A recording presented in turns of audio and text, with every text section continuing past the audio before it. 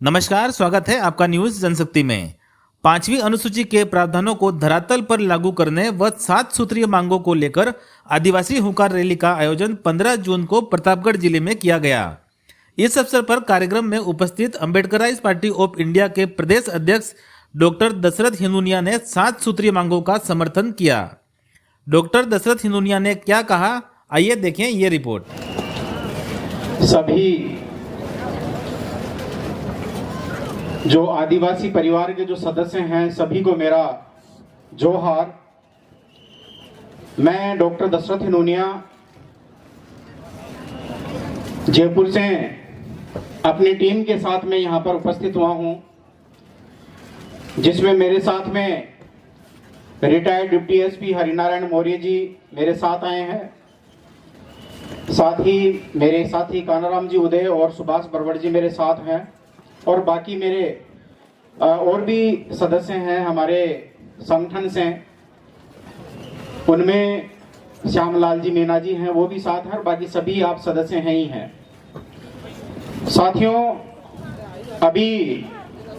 हमारे हक और अधिकारों की आवाज को बुलंद करने के उद्देश्य से अभी 2 अप्रैल 2023 को जयपुर के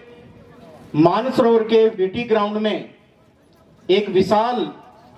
जो अनुसूचित जाति और जनजाति महापंचायत का आयोजन किया था। हम लोग उसके आयोजक भी हैं, और उसमें तकरीबन 15 लाख से ज्यादा जो लोग हैं वो राजस्थान के कोने कोने से अपनी आवाज को बुलंद करने के उद्देश्य से हम इकट्ठे हुए थे। आज इस उदयपुर संभाग की जो हमारी जितनी भी जो आदिवासी जो पॉपुलेशन है, जो ट्राइबल जो पॉपुलेशन है, आज यहाँ पर इकट्ठा हुई है, तो वो इसलिए हुई है कि पिछले 70-75 सालों में जो सरकारें, चाहे वो भगवा हो चाहे तिरंगा हो, ये सरकारें यहाँ पर आई, और ये उसकी नाकामी का परिणाम है कि वो अब तक जो हमारी जो समस्याएं हैं, इन समस्याओं का समाधान है वो नहीं कर पाई है। इसलिए राजस्थान की जो सरकार है उससे ये मांग है, और केंद्र की जो सरकार है उससे भी ये मांग है कि संविधान के जो 5वीं और जो 6ठी अनुसूची है, और इसमें जो पेशा लोग की जो ग्राम सभा है इसके अनुसार, साथ ही साथ जो फॉरेस्ट राइट एक्ट है उसके अनुसार, साथ ही साथ जो डीएमएफ का जो कॉन्सेप्ट है, डिस्ट्रिक्ट मिनरल फाउंडेशन, जिसमें यदि आदिवासी क्षेत्र में किसी भी प्रकार की ग्राम सभाओं की अनुमति के बाद, बिना अनुमति के नहीं, अनुमति के बाद में यदि आदिवासियों का उसमें शेयर्स निर्धारित कर दिया गया है, उनको शेयर होल्डर बना दिया गया है, और उसका जो 40% शेयर है या उसकी जो रॉयल्टी है वो उसमें आती है, और वो शिक्षा के ऊपर, वहां के महिला और बाल विकास के ऊपर, उस क्षेत्र के विकास के लिए, सड़कों के विकास के लिए, जल जंगल और जमीन के संरक्षण और उनकी सुरक्षा के लिए, उनके लिए उस पैसे का जो है वो प्रोविजन किया हुआ है, और उनके ऊपर वो पैसा खर्च होना चाहिए। लेकिन ये विडंबना है कि जो सरकारें यहाँ पर सत्तारूढ़ होती है वो कानूनों को लागू नहीं करती, संविधान को इंप्लीमेंट नहीं करती, बल्कि वो संविधान की अवहेलना करने के लिए सत्ता में आती है, और इसके लिए हमारे लोगों को वो जो लोग हैं वो मोहरा बनाते हैं। साथियों, सबसे पहली बात तो यह है कि हमारा संविधान जो है वो दुनिया का सबसे अच्छा संविधान है, और जो बाबा साहब डॉक्टर अंबेडकर और जो जयपाल सिंह मुंडा जी हैं, इनके अथक प्रयासों के परिणाम स्वरूप है ये जो संविधान है वो बनकर तैयार हुआ। और इसमें हमारे पूर्वजों के द्वारा जो लड़ाई लड़ी गई, इस लड़ाई के परिणाम स्वरूप जो है ये हमें हक और अधिकार है वो संविधान में सेफगार्ड है वो किए गए। लेकिन इतना होने के बावजूद भी ये हमारे हक और अधिकार हैं, इनको इंप्लीमेंट है वो नहीं किया जाता है इन सरकारों के द्वारा। और साथ ही साथ मैं एक बात और बता देना चाहता हूं कि आदिवासियों में किसी प्रकार की कोई जाति नहीं होती। जाति जो ब्राह्मणिकल जो सिस्टम है उसमें होती है, बाकी आदिवासी समुदाय और समाज में किसी प्रकार की कोई जाति व्यवस्था नहीं होती। इसलिए संविधान में यदि अनुसूचित जनजाति शब्द है, जो जनजाति है, कहीं ना कहीं पर मैं भी उसको एक तरह से गलत है वो मानता हूं। बल्कि ILO कन्वेंशन के अनुसार जो समय समय पर हुए हैं और संविधान में भी यानी कहीं ना कहीं लिखते वक्त चूक हुई है, तो मैं इस बात को भी कहना चाहता हूं कि अनुसूचित जनजाति के स्थान पर इसमें इंग्लिश में इंडिजीनियस पीपल्स है वो आना चाहिए, आदिवासी जो है शब्द है वो आना चाहिए। और मैं इसकी मांग है वो मैं करता हूं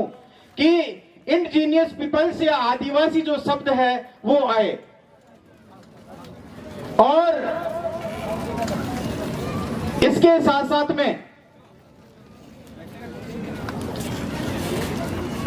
साथ में हमारे साथी जो कांति भाई जी हैं वो आए हैं, आप जोरदार तालियों के साथ में आप इनका स्वागत है वो करें।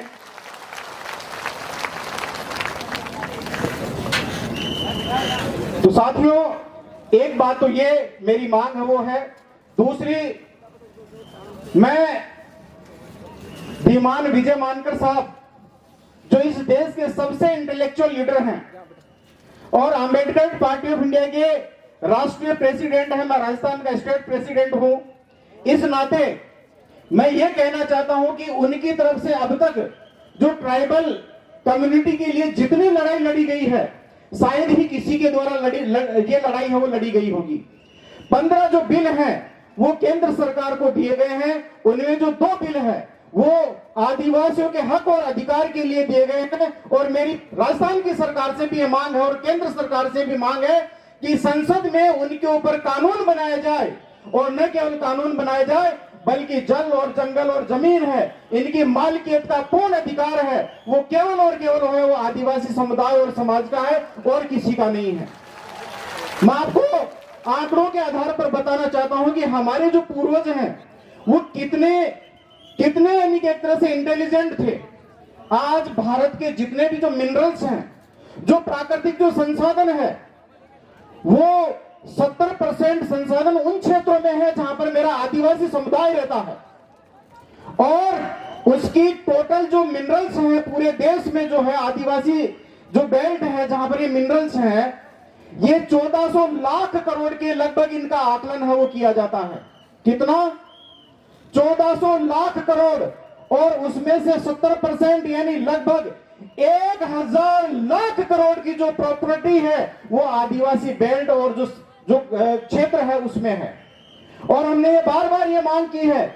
कि यदि किसी भी को, टाटा को, बिरला को, अंबानी को है सामने खड़ा कर दिया जाए, यदि उनकी संपत्ति और आदिवासियों के जो मिनरल्स हैं यदि उनका आकलन किया जाएगा, तो इस देश का जो है आदिवासी है वो टाटा, बिरला, अडानी और अंबानी उनसे भी ज्यादा धनाटे हैं। लेकिन यहाँ की जो ब्राह्मणिकल जो व्यवस्था है, इस ब्राह्मणिकल व्यवस्था की वजह से जो है इनके ऊपर जो कब्जा है वो इन पूंजीपतियों को और कारपोरेट घराने के जो लोग हैं इनसे है वो करवाया जा रहा है। हमारी ये मांग है कि आदिवासी क्षेत्र में यदि किसी प्रकार की कोई कंपनी, यदि कोई किसी प्रकार का कोई फर्म या कोई भी ऐसी कोई कल कारखाने लगते हैं तो बिना ग्राम सभा की अनुमति के वो नहीं लग सकते। और इसके लिए कानून के द्वारा कम से कम ये प्रोविजन होना चाहिए। और ये भी तय करने का जो काम है वो भी ग्राम सभा करे कि उसमें उनको 20% का शेयर चाहिए या 30% का शेयर चाहिए या 50% का शेयर चाहिए, जितना शेयर चाहिए वो आदिवासी समुदाय निर्धारित करे और फिर उसके आधार पर जो है वो कंपनियां हैं वो लगे, अन्यथा न लगे। और यदि ऐसा कर दिया जाए तो इस देश से आदिवासी समाज की गरीबी को दूर करने में 5 से 10 साल है वो ज्यादा नहीं लगेंगे और हमारा आदिवासी समुदाय और जो समाज है वो इस देश का सबसे ज्यादा धनाढ्य, सबसे ज्यादा संपन्न और शिक्षित और आगे जो विकसित समाज है वो बन सकता है। न केवल इस भारत में इन तथाकथित ब्राह्मणिकल जो लोग हैं इनको बल्कि अमेरिका, जापान, जर्मनी जैसे जो राष्ट्र हैं इनको भी पीछे छोड़कर और पर कैपिटा इनकम में इनसे आगे वो निकल सकता है। लेकिन इन बातों का जो है ये जो बातें हैं इनको जो है मानना पड़ेगा। मैं अपनी ओर से ये जो 7 सूत्री जो